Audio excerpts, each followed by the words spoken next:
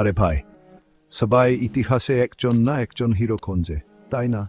আজকে তোমাদের এমন একজনের গল্প শোনাবো, যাকে জানা সবার দরকার। রাজা Rammohan Roy. Welcome to Education and Preparation BD.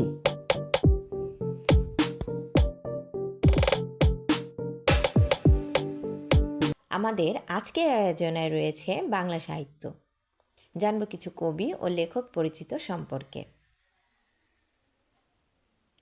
আমাদের প্রথম পর্বে আপনাদের জন্য রয়েছে বাংলা সাহিত্যের একজন লেখক ও প্রবর্তক রাজা রামমোহন রায় সম্পর্কে।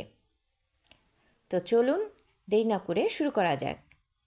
রাজা রামমোহন রায় জন্ম 1772 সাল, মৃত্যু 1833 সাল, জন্মস্থান হুগলি জেলার তালুকদার পরিবারে, উপাধি রাজা, সম্রাট দ্বিতীয় আকবরের দেয়া, ছদ্মনাম শিবপ্রসাদ রায়, প্রতিষ্ঠা করেন অ্যাংলো হিন্দু বিদ্যালয়, আত্মীয় সভা, ব্রাহ্ম সমাজ 1828 সালে।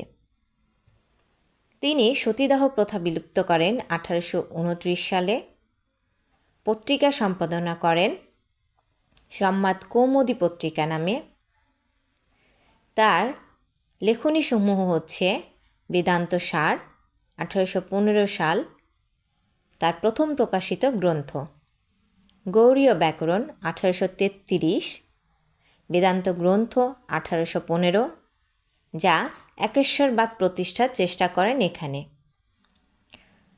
পথ্য প্রদান 1823, ভট্টাচার্যের সহিত বিচার 1817, গোস্বামীর সহিত বিচার 1818, প্রবর্তক ও নিবর্তকের সংবাদ 1818, সতীদাহ প্রথার বিরুদ্ধে লেখা।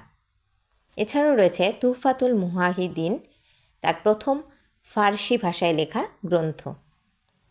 তাকে বলা হয় বাংলা নবজাগরণের আদিপুরুষ, সংস্কারক, বাংলা প্রবন্ধ ধারার প্রবর্তক।